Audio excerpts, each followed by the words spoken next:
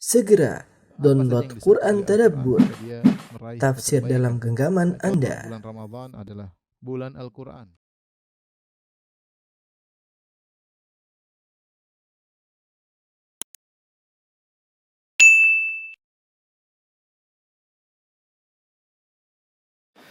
Bismillahirrahmanirrahim. Assalamualaikum warahmatullahi wabarakatuh. Alhamdulillahi ala ihsanih wa syukru lahu ala taufiqihi wa amtinanih. Asyhadu an la ilaha illallah wahdahu la syarika lahu ta'ziman li sya'nih wa asyhadu anna Muhammadan abduhu wa rasuluhu da'ila ridwani. Allahumma salli alaihi wa ala alihi wa ashabihi wa ikhwanih. Hadirin dan hadirat jamaah Masjid As-Sunnah Bintaro yang dirahmati oleh Allah Subhanahu wa taala. Kita loncat ya, ada pembahasan-pembahasan tentang Kitabus Siyam, Kitabul Hajj akan kita bahas insyaallah pada waktunya. Kita loncat langsung ke Kitabun Nikah ya. Kitabun Nikah yaitu hal-hal yang terkait dengan masalah pernikahan, dan saya rasa ini penting bagi kita semua, baik yang sudah menikah maupun yang masih jomblo ya. Jomblowan dan jomblowati ya. Semuanya perlu mengetahui tentang fikih nikah ya. Dan kebutuhan kita mendesak untuk mengetahui fikih nikah ya. Kalau kita mau hajian reguler mungkin 40 hari, kita butuh belajar fikih haji untuk kita jalani selama 40 hari agar kita bisa berhaji dengan haji yang benar. Kita belajar manasik. Bahkan kalau kita mau umroh saja yang hanya membutuhkan waktu 2-3 jam, kita juga belajar manasik terkadang berjam-jam agar kita bisa umroh sesuai dengan yang diajarkan oleh Nabi SAW. Nah, apatah lagi kita menjalani kehidupan pernikahan yang mungkin puluhan tahun ya. Tentunya kita butuh ilmu tentang fikih terkait dengan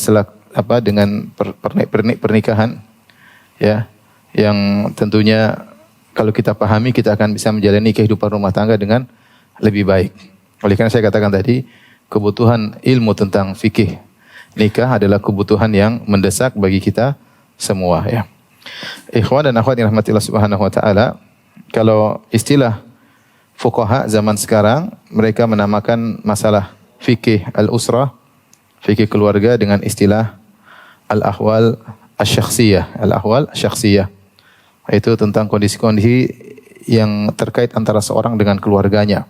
Hukum-hukum apa yang berlaku antara seorang dengan istrinya, dengan anaknya, itu disebut dengan al-ahwal asy-syakhsiyah. Berbeda dengan al-ahwal al-madaniyah. Ini fikih terkait dengan kondisi seorang dengan masyarakat sekitarnya. Hukum-hukum yang berlaku antara seorang dengan masyarakat di sekitarnya. Tetapi istilah ini istilah yang baru. Dahulu para ulama fuqaha al-mutaqaddimun zaman dahulu tidak menggunakan istilah ini, al-ahwal asy-syakhsiyah atau al-ahwal al-madaniyah. Mereka menggunakan istilah fikul usrah. Fikul usrah itu fikih terkait dengan keluarga, fikih terkait dengan keluarga. Baik, kita akan bahas yang pertama nikah ya.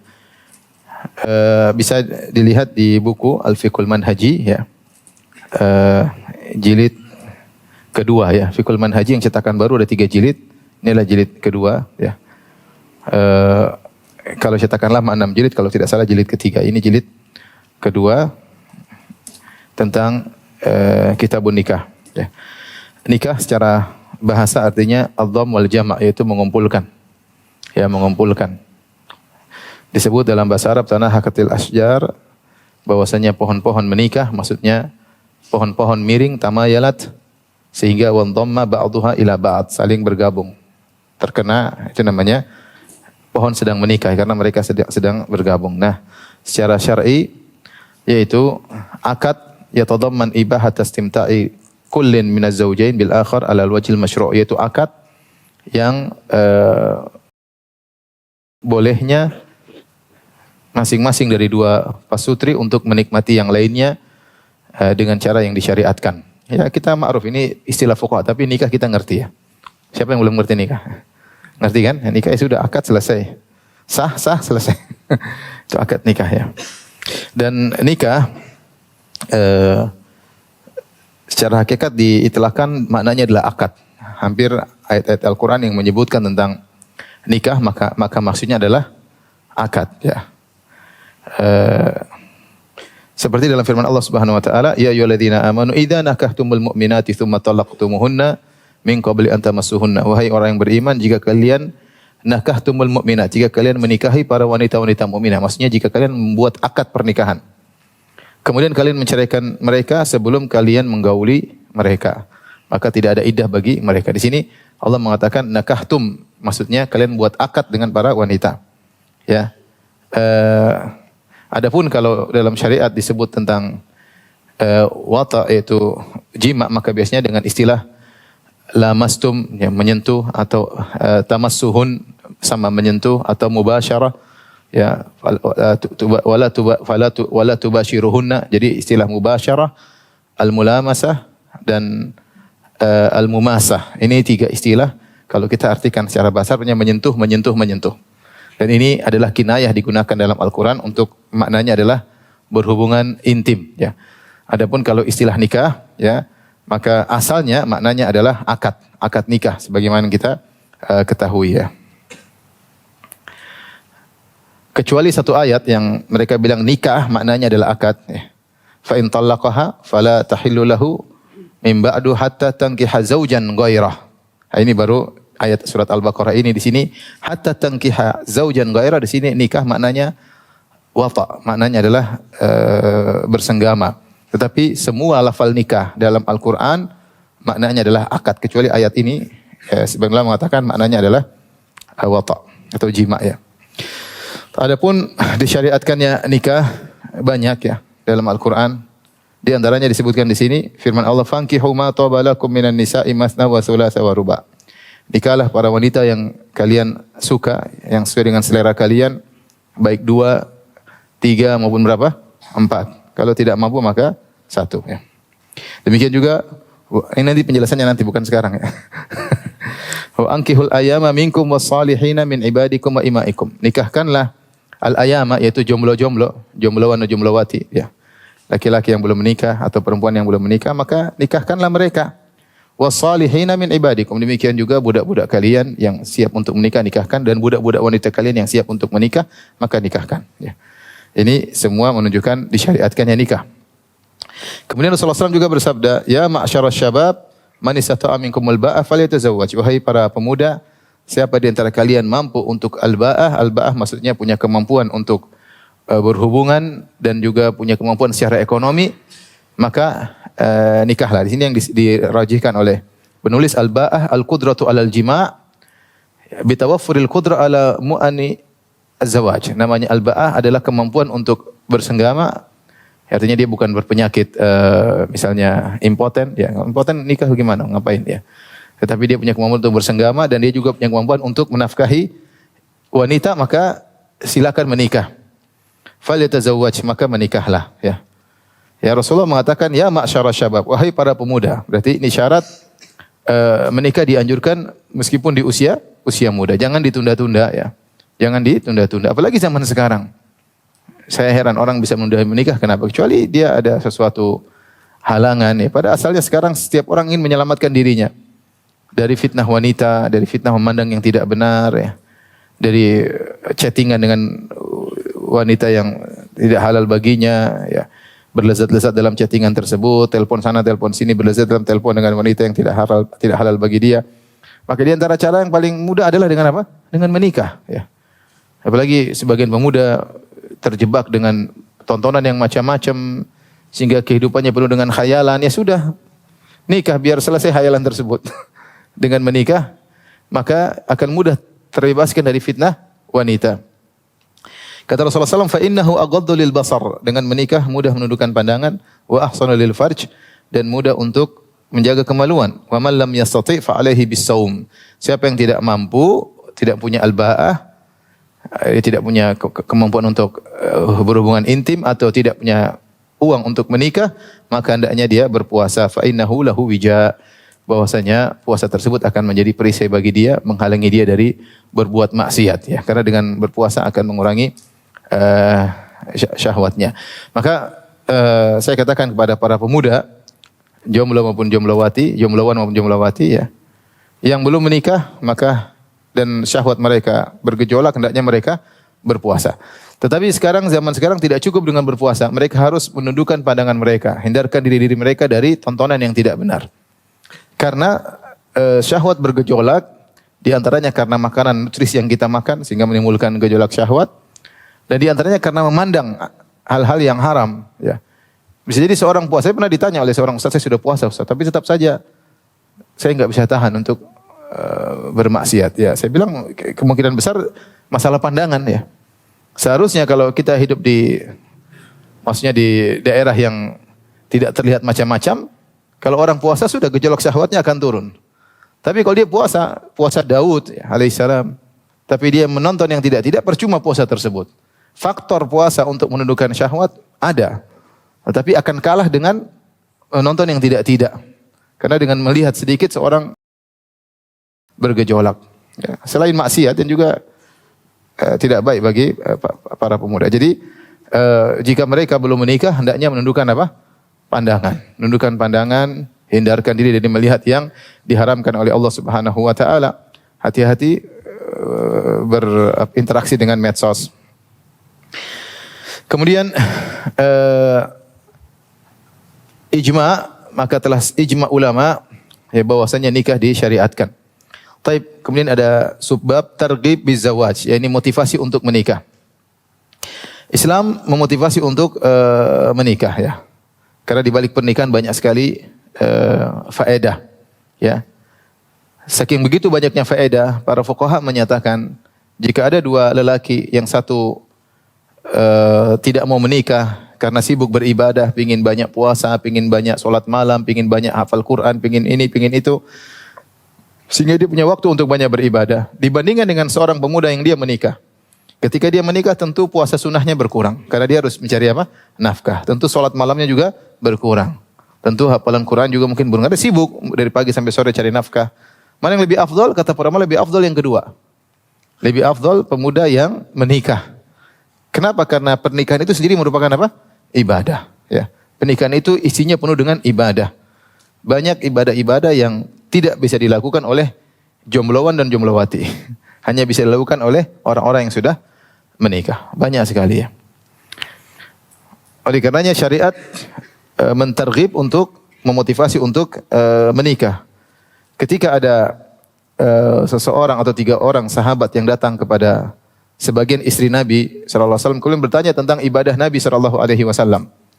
Maka istri Nabi tersebut menjelaskan Nabi kalau di rumah ibadahnya begini-begini. Ka'annahum taqalluha, maka mereka menganggap seakan-akan ibadah Nabi sedikit. Mereka bilang Nabi ibadahnya segini karena dia sudah dijamin masuk surga. Nah, kalau kita belum, kalau kita ibadah kita harus lebih banyak.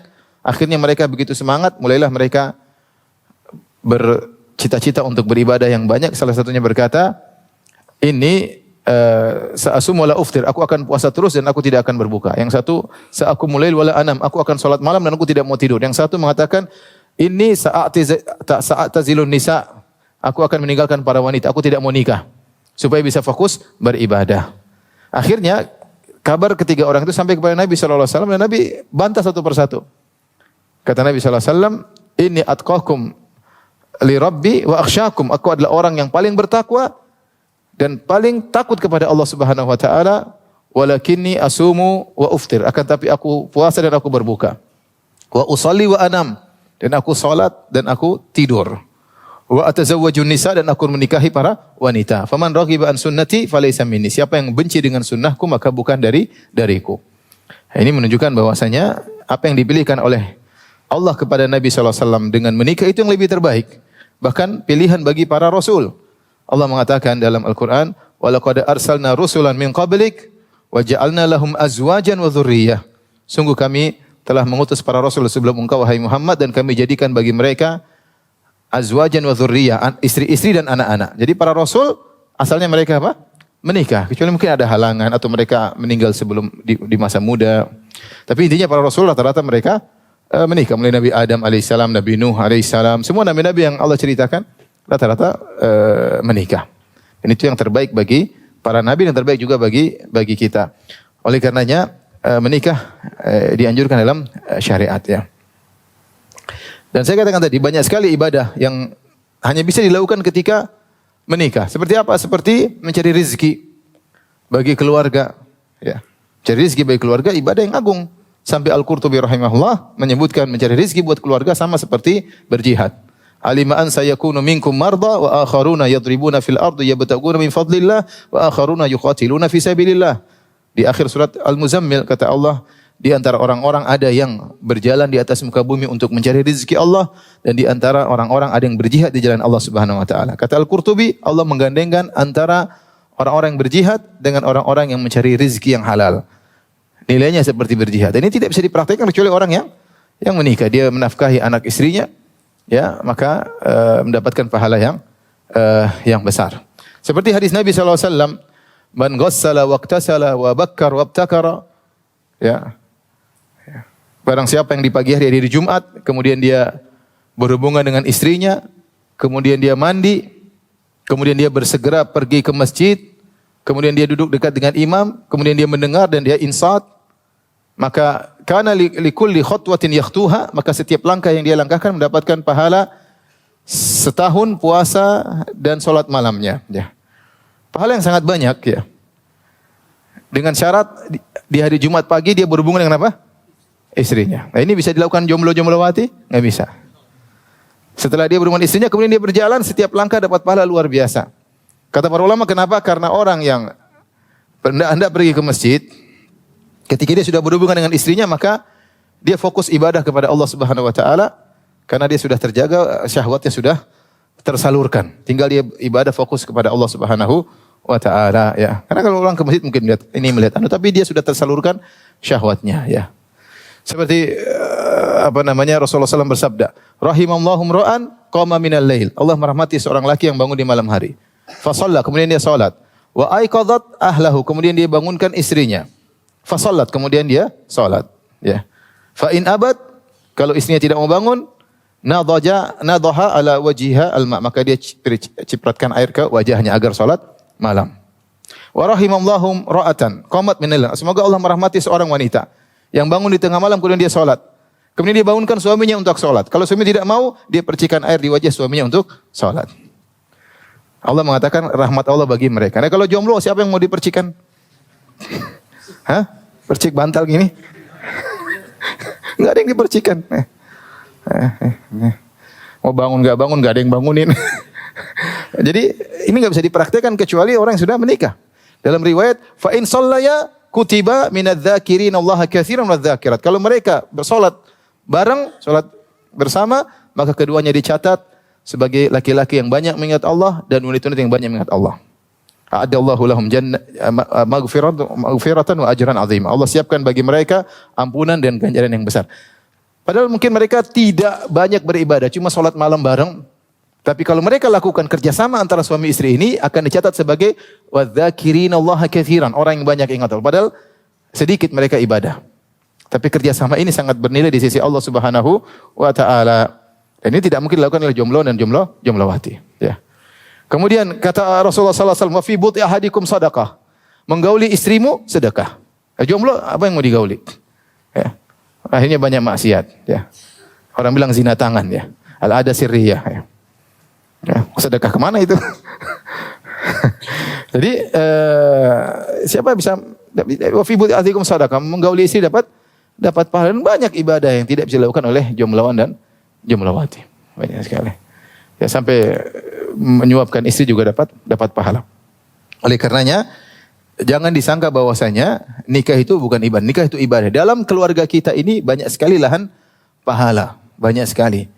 Kita boleh cari pahala di luar, yang ngurusi anak yatim, ngurusi janda, oke. Tapi di rumah kita sendiri banyak apa?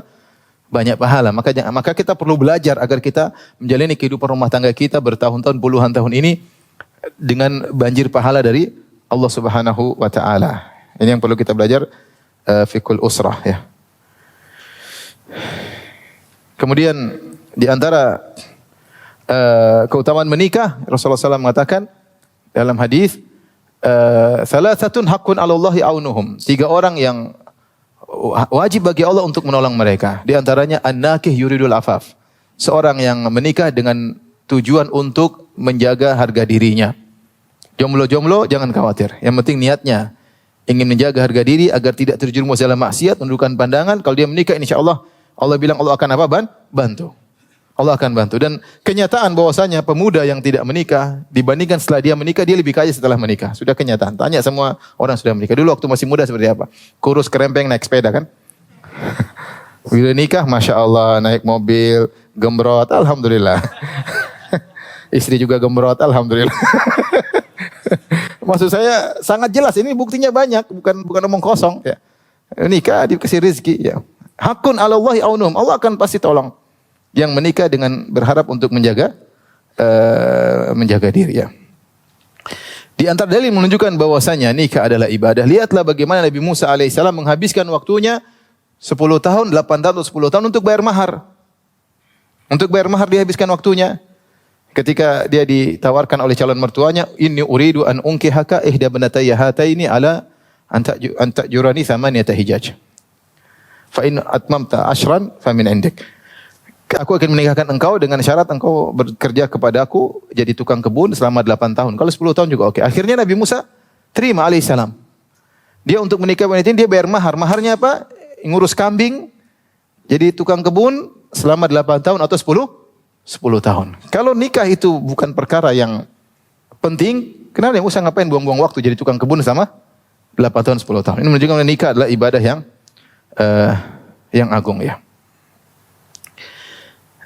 Dan di antara keutamaan menikah, kalau seorang lelaki diberi taufik dari Allah mendapatkan istri yang salehah, dan itu sebaik-baik kesenangan. Kata Nabi sallallahu alaihi wasallam, "Ad-dunya mata'." Dunia itu adalah mata'. Mata' itu sesuatu yang dinikmati dan akan ada ujungnya ya. Mata'ud dunya. Wa khairu mata'id dunya al-mar'atu salihah, dan sebaik-baik kesenangan duniawi adalah apa? Istri yang salehah. Kalau orang dapat istri salehah, Masya Allah, nikmatnya luar biasa. Lebih nikmat daripada minum kopi, jelas. Lebih nikmat daripada main golf, lebih nikmat daripada apa yang antum bayangkan kenikmatan luar, lebih nikmat punya istri apa? Salehah. Ya tidak? Kayaknya antum belum punya ini. Mau cari lagi. Udah sabar, jadikan yang sekarang salehah. Jadi nikmat yang paling indah adalah istri yang salehah. Yang jika kita lihat dia menyenangkan, ya. Kalau kita perintah dia nurut, Masya Allah. Ini khairu mata'id dunya, sebaik-baik perhiasan apa? Dunia. Kata Nabi sallallahu alaihi wasallam, liyattakhidh ahadukum qalban syakiran. Kemudian di antaranya wa imra'atan tu'inuhu ala amril akhirah. Hendaknya kalian menjadikan hati kalian menjadi hati yang pandai bersyukur, dan hendaknya kalian mempunyai istri yang membantu kalian dalam urusan akhirat. Betapa indahnya ketika kita lagi di luar, tahu-tahu istri WA, Abi jangan lupa zikir pagi petang. Nikmat atau tidak? Jomblo siapa yang ngingatin? Kasihan miskin. Dia bikin program mengingat. Reminder. Ternyata pakai apa? Aplikasi ya. Ini bukan aplikasi, ini hidupnya. Abi jangan lupa apa? Zikir pagi petang. Masya Allah. Nikmat atau tidak? Nikmat. Oleh karenanya pernikahan adalah ibadah yang sangat luar biasa. Jadi ini saya ingin memberi gambaran kepada kita semua, nikah itu ibadah. Namun siapa yang menjalaninya? Kalau dijalani asal-asalan maka pahala sedikit. Tapi kalau dijalani dengan serius, sesuai dengan arahan Rasulullah SAW, maka akan banyak pahala. Dan tidak ada kata terlambat. Saya sudah terlanjur nikah 30 tahun, tidak ada kata terlambat. Masih bisa diperbaiki, masih bisa menuju pada kebahagiaan yang indah. Tidak ada kata terlambat. Yang jomblo-jomblo persiapan ya. Persiapan agar bisa membina rumah tangga yang terbaik agar meraih kebahagiaan. Ini di antara dalil-dalil bahwasanya nikah adalah ibadah. Kemudian penulis membahas juga tentang al-hikmah min masyru'iyatin nikah. Hikmah dari disyariatkannya nikah. Apa hikmah dari disyariatkannya nikah? Pertama beliau mengatakan, atau para penulis, ini 3 orang penulis di Al-Fiqhul Manhaji, mereka berkata, al-istijabatu linida'il fitrah allati fattarallahu al-insana 'alaiha. Yaitu memenuhi panggilan fitrah yang Allah fitrahkan kepada manusia. Fitrah itu apa? Fitrah itu suatu yang dipasang pada manusia, istilahnya file yang dipasang pada manusia yang tidak bisa dirubah-rubah. Itu fitrah. Sedangkan fitrah sesuatu yang tidak bisa berubah, begitu fitrah manusia. Seperti fitrah bahwasanya manusia laki-laki suka dengan perempuan itu fitrah, ya. Ya, kecuali setan bisa merubah, tapi asalnya fitrah. Ya. Bahwasanya makanya Rasulullah mengatakan kullu maulidin yuladu alal fitrah. Setiap anak dilahirkan dalam kondisi fitrah untuk bertauhid. Artinya dia tidak suka beribadah kepada sesama manusia, dia inginnya beribadah kepada pencipta alam semesta. Tetapi pengaruh eksternal sangat kuat, ya. Fa abawahu yuhawwidanihi au yunassiranihi au yumajjisanihi. Tapi kedua orang tuanya bisa bikin dia menjadi apa? Yahudi, kedua orang tuanya bisa menjadi Nasrani, kedua orang tuanya bisa menjadikan dia Majusi. Ya, sama seperti kita. Asalnya lelaki suka dengan apa? Perempuan. Tapi kalau terpengaruh bisa berubah, akhirnya ada kelainan seksual, ya. Seperti suka dengan sesama jenis, ya. Atau sebagian suka sama hewan, ya. Atau sebagian ingin berhubungan intim dengan cara kekerasan, itu kelainan. Ya, itu namanya kelainan, ya. Tapi asalnya fitrah adalah sesuatu yang terpatri dalam Allah ciptakan dari sana seperti itu. Ini menunjukkan ada Tuhan, karena kita ketika diciptakan bukan kosongan, tapi sudah ada file. Lihat perempuan tiba-tiba kita suka. Kok bisa saya suka perempuan ya? Kok bisa? Padahal kalau ada sapi jantan lihat perempuan itu sapinya nggak tertarik. Padahal lebih cantik mana? Sapi jantan atau perempuan? Lebih cantik mana? Sapi betina atau perempuan? Tunggu, antum laki-laki kan lihat kalau perempuan tertarik nggak? Tertarik. Kalau lihat sapi jelas tidak tertarik. Saya tidak berbicara, saya bicara sama sapi. Sapi, lihat sapi betina, sama lihat perempuan cantik jelita, dia tertarik sama mana sapi ini? Lebih cantik mana? Sapi betina atau perempuan? Lebih cantik mana? Sapi perempuan. Ya, sapi betina bagi sapi jantan yang paling cantik sapi betina bagi sapi jantan, karena fitrah sapi beda dengan fitrah apa? Manusia. Maksud saya itulah namanya fitrah. Sapi jantan tidak tertarik dengan wanita meskipun lebih cantik karena memang fitrahnya filenya tidak dipasang ke situ. Filenya dipasang untuk sesama sapi betina. Itu namanya fitrah. Oleh karenanya pernikahan merupakan salah satu solusi ya untuk tersalurkannya fitrah, keinginan hasrat seksual yang memang sudah Allah pasangkan dalam tubuh manusia dari sananya. Itu fitrah itu dari sananya. Laki-laki butuh menyalurkan hasrat seksualnya, wanita juga demikian. Karenanya Islam adalah agama fitrah, ya. Maka Islam mengatur jangan sampai fitrah ini tersalurkan ngawur dengan berzina, dengan kelainan seksual, maka diaturlah namanya pernikahan, cara menyalurkan fitrah dengan cara yang benar.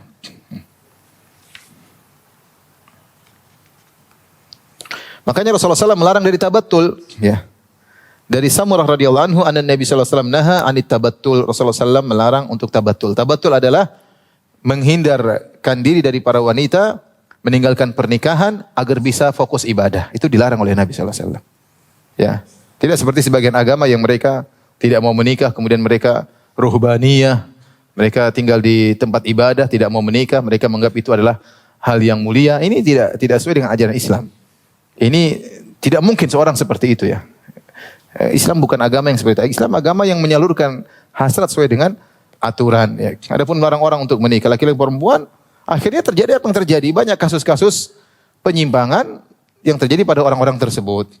Karena mereka terpaksa harus menyalurkan hasrat mereka. Apalagi zaman sekarang. Akhirnya dengan cara-cara yang salah. Jadi Islam datang untuk mengatur, ya. Para sahabat begitu semangat ibadah. Seandainya dibolehkan untuk tabattul, untuk meninggalkan nikah supaya rajin beribadah, mereka akan lakukan. Tapi Rasulullah SAW melarang. Ya, dari Sa'ad bin Abi Waqqas radhiyallahu anhu beliau berkata, "Radda Rasulullah SAW ala Utsman bin Maz'un at-tabattula walau adzina lahu lakhtasayna." Rasulullah SAW melarang Utsman bin Maz'un minta izin untuk bisa tabattul, untuk bisa fokus beribadah, tidak mau menikah. Rasulullah menolak, tidak kasih izin. Seandainya Rasulullah mengizinkan Utsman bin Maz'un radhiyallahu anhu, kami tentu akan mengkebiri kemaluan kami agar kami bisa fokus apa? Ibadah. Tapi Islam melarang hal demikian. Ini hikmah yang pertama. Yang kedua, imdadul mujtama al-islami binaslin saleh, yaitu dengan memberikan kepada masyarakat keturunan yang saleh. Wa nash'in muhadzab, dengan generasi yang teratur, ya. Antum bayangkan kalau tidak ada nikah, orang berzina, kemudian jadi anak haram, kemudian orang sembarangan atau mungkin menikah bisa sampai istri puluhan seperti di zaman jahiliyah dahulu. Bagaimana mengatur keluarga yang kalau seorang istrinya misalnya 10, gimana mengatur anak-anak? Enggak bisa. Makanya dibatasi 4 karena itu kondisi yang mungkin seorang suami yang hebat bisa mengatur anak-anaknya. Dan lebih daripada itu susah. Makanya Islam mengambil aturan yang tengah 4. Tidak boleh dari 4. Lebih dari 4 harus diceraikan. Harus diceraikan. Seandainya tidak ada aturan seperti itu, orang mungkin punya istri 20, 30, 100, anaknya banyak, gimana ngaturnya? Sehingga apalagi terjadi perzinahan ya. Siapa yang ngurusi anak ini? Ibunya sibuk berzina, bapaknya sibuk berzina. Jadi timbullah generasi-generasi yang rusak. Yang mungkin benci dengan orang tua mereka. Jadilah kasus narkoba, kasus ini, kasus macam-macam. Karena tidak ada yang ngurusin. Nah, Islam menawarkan solusi akan munculkan generasi yang terbaik, yaitu dengan pernikahan yang disyariatkan. Sehingga mungkin untuk menumbuhkan generasi yang baik dengan cara menikah. Ini hikmah yang kedua. Hikmah yang ketiga, ijadu sakanin nafsi wal istiqrari ruhi, yaitu dengan pernikahan munculkan ketenangan jiwa ya, dan ketenangan hati ya. Jadi hati dan jiwa, ruh menjadi tentram ya. Allah mengatakan wa min ayatihi an khalaqalakum min anfusikum azwajan litaskunu ilaiha. Dan antara ayat-ayat Allah yaitu tanda-tanda keagungan Allah, Allah menciptakan bagi kalian istri-istri dari kalian litaskunu ilaiha, agar kalian merasa tentram dengan istri-istri kalian. Wa ja'ala bainakum mawaddatan wa rahmah. Allah jadikan di antara kalian rasa cinta, kasih sayang. Inna fi dzalika la ayatin liqaumin yatafakkarun. Sungguh yang demikian itu ada tanda-tanda kebesaran Allah bagi orang yang berfikir. Jadi ada orang bilang apa? Mawaddah, sakinah, apa? Rahmah. Apa? Rumah tangga samawa. Apa mereka samawa? Sakinah, mawaddah dan apa? Warahmah ya. Oh, warahmah. Wanya warahmah, saya bingung juga. Sakinah, mawaddah, warahmah. Orang bilang samawa. Ini apa dulu saya bilang ini pasutri samawa, ini apa? Ternyata orang Indonesia memang suka menyingkat-nyingkat ya. Ternyata sakinah, mawaddah dan rahmah. Dan sudah sering sampaikan bahwasanya kebahagiaan seorang adalah bersama istrinya. Seorang kalau sudah tentram di rumahnya berarti dia seorang yang bahagia. Tapi seorang kalau di rumah tidak tentram berarti dia tidak bahagia. Meskipun dia mungkin bahagia di luar, dia bahagia dengan teman-teman motornya, dia bahagia dengan teman-teman golfnya, dia bahagia dengan teman-teman kafenya. Tapi kalau di rumah dia tidak bahagia, dia bukan lelaki apa? Bahagia. Ketenangan ruh yang sesungguhnya adalah ketika suami dan istri saling serasi, saling tentram, itulah kebahagiaan yang sesungguhnya. Jika tidak, percuma ya. Percuma. Makanya percuma seorang punya areal tanah yang banyak, punya kemewahan, punya istana yang banyak, istana yang megah, punya mobil yang banyak, punya sawah ladang yang banyak, tapi sawah secuil dia tidak punya. Yang Allah mengatakan, nisa'ukum harthul lakum, sungguhnya istri kalian sawah ladang bagi kalian. Sawah secuil tidak punya, sawah sebanyak itu percuma dia punya. Karena dia tidak akan menemukan ketenangan. Dia punya fitrah yang harus dia salurkan. Nah, kecuali dia dengan cara yang haram. Dan kalau sudah disalurkan dengan cara yang haram, dia tidak bakalan bahagia. Dia tidak bakalan apa? Bahagia. Allah berfirman juga, hunna libasul lakum wa antum libasul lahun. Bahwasanya para wanita adalah pakaian bagi kalian dan kalian adalah pakaian bagi para wanita. Dengan adanya pakaian, fungsi pakaian adalah menutup aurat seseorang, melindungi seorang dari rasa dingin, kepanasan, kedinginan dengan pakaian tersebut. Allah mengibaratkan bagaimana seorang wanita adalah pakaian bagi lelaki dan lelaki adalah pakaian bagi wanita. Makanya saling melengkapi, saling melindungi, saling menutup aurat di antara mereka dalam kehidupan yang penuh dengan kebahagiaan. Taib yang keempat, al-hifadz 'alal akhlaq minal hubut wal inhiyar, yaitu untuk menjaga akhlak yang mulia dari akhlak yang buruk dan akhlak yang bobrok ya. Ya, karena kalau tanpa pernikahan ya, tidak ada pernikahan, maka lihat orang akan liar, berzina sana sini, menzalimi putri orang lain. Tidak ada aturan, bahaya. Akhlak jadi buruk, kacau. Seorang dibiarkan syahwatnya bebas, dia akan kacau. Dia akan mencari berzina, bersana, bersini, kacau. Belum lagi banyak penyakit, belum hasil zina mereka menimbulkan anak-anak yang generasi hancur. Ya. Dan demikianlah ya yang terjadi di negara-negara kafir ya. Perzinahan banyak, anak-anak terbuang banyak ya. Sampai di sana kalau orang tua bahkan kalau marah sama anak-anaknya lapor, anaknya diambil oleh negara. Saya baru tahu anak diambil oleh apa? Negara. Ya sudah. Sampai banyak di sana mereka tidak mau punya anak. Mereka tidak mau punya apa? Punya anak ya. Karena mereka sering melanggar apa? Banyak berzina. Suami berzina, istri berzina. Suami punya pasangan, istri juga punya pasangan. Ya. Waliyadzubillah. Oleh karenanya dengan pernikahan, maka akan menjaga akhlak. Kalau tidak ada pernikahan, maka akan rusak akhlak. Inilah rahasia kenapa Nabi SAW bersabda, "Idza ja'akum man tardawna dinahu wa khuluquhu fankihuh."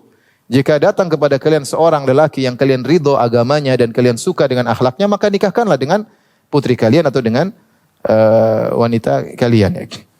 Illa taf'alu, jika kalian tidak menikahkan lelaki tersebut, tidak menerima lamarannya, takun fitnatun fil ardi wa fasadun arid, maka akan terjadi fitnah dan akan terjadi kerusakan yang meluas.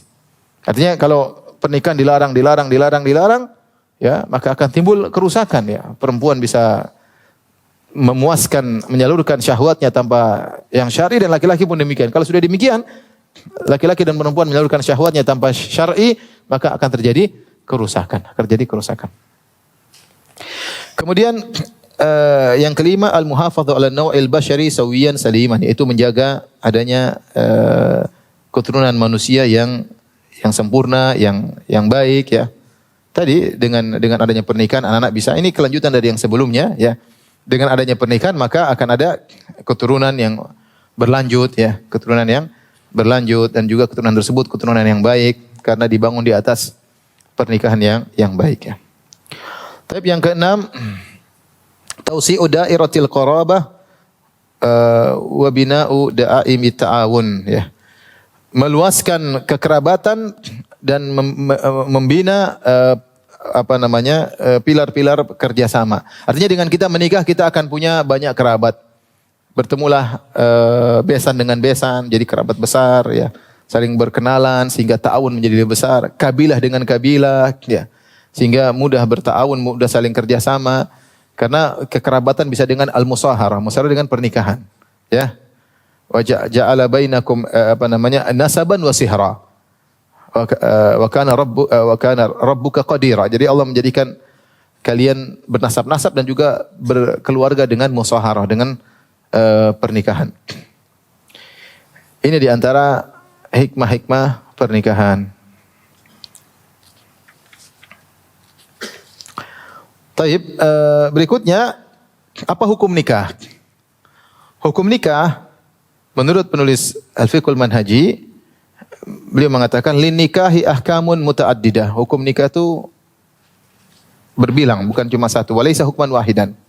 Wa dzalika tab'an lil halah allati yakunu 'alaiha syakhs, tergantung kondisi lelaki tersebut, lelaki atau wanita tersebut hukumnya. Tapi kalau penulis kitab Al-Mu'tamad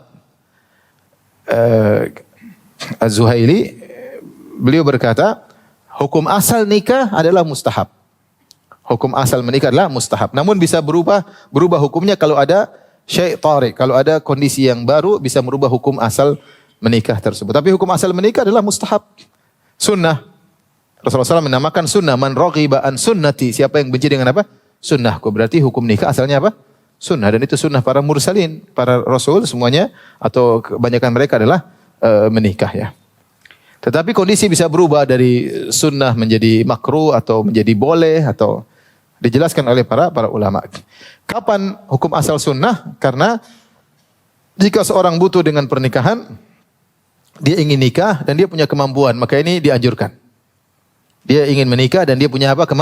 Kemampuan. Yang tadi Rasulullah SAW mengatakan, ya ma'syaras syabab man istata'a minkumul ba'ah. Wahai para pemuda, siapa di kalian punya al-ba'ah, yaitu kemampuan untuk menikah, kemampuan untuk berhubungan dan punya ekonomi yang baik, maka menikahlah. Nah, hukumnya adalah sunnah. Kemudian dan ini menunjukkan bahwasanya pernikahan lebih afdal daripada sibuk beribadah. Ya. Sudah kita sebutkan tadi. Kalau dua laki-laki, satunya tidak mau menikah karena ingin banyak ibadah, yang satunya menikah dan konsekuensinya ibadahnya berkurang, ini lebih afdal. Yang menikah lebih afdal karena menikah itu sendiri adalah suatu ibadah. Kemudian kondisi yang berikutnya, misalnya disunahkan untuk tidak menikah. Ini sebaliknya. Disunahkan untuk tidak menikah jika dia butuh ingin menikah tapi tidak punya kemampuan. Dia ingin menikah tapi tidak punya kemampuan. Maka jangan dia paksa nekat untuk nikah. Yang dia lakukan puasa. Yang disunahkan bagi dia adalah apa? Puasa. Lelaki maupun wanita. Kemudian dia mengatakan juga bisa jadi makruh. Ya. Makruh misalnya dia tidak ingin menikah. Ya. Tidak ingin menikah karena mungkin sakit ya, atau mungkin karena ada sesuatu kondisi ya, dia tidak ingin menikah dan dia tidak punya kemampuan secara ekonomi, maka jangan dia nikah. Karena kalau ketika dia menikah dalam kondisi seperti ini, tidak punya hasrat untuk menikah, kemudian tidak punya kemampuan, maka nikah itu akan menjadi kesulitan bagi dia akan bisa menjadi menzalimi istrinya. Kemudian yang berikutnya, lebih afdal untuk ditinggalkan ya. Beliau mengatakan kalau dia punya kemampuan tetapi dia tidak butuh untuk menikah. Dia punya ekonomi ada tapi dia tidak punya hasrat untuk menikah, atau dia ternyata tidak kuat mampu untuk berhubungan misalnya, atau dia terkena penyakit, impoten dan yang lain, mending lebih baik dia tidak usah menikah. Dan lebih baik adalah menikah jika kondisinya dia tidak sibuk dengan beribadah dan dia tidak sedang menuntut ilmu misalnya, dan dia punya kemampuan untuk menikah. Ini sekedar pembagian aja. Namun dia tidak butuh untuk menikah. Ini pembagian aja. Intinya kalau antum punya duit, nikah aja ya. Punya kemampuan, maka dianjurkan untuk apa? Menikah. Ya. Bahkan saya tidak tahu, tidak disebutkan hukumnya wajib. Saya bilang hukumnya wajib. Ada satu sini tidak disebutkan, wallahu alam. Wajib jika dia punya kemampuan untuk menikah dan dia takut terjerumus dalam zina. Maka hukumnya jadi apa? Wajib. Artinya kalau dia tidak menikah dia akan berzina.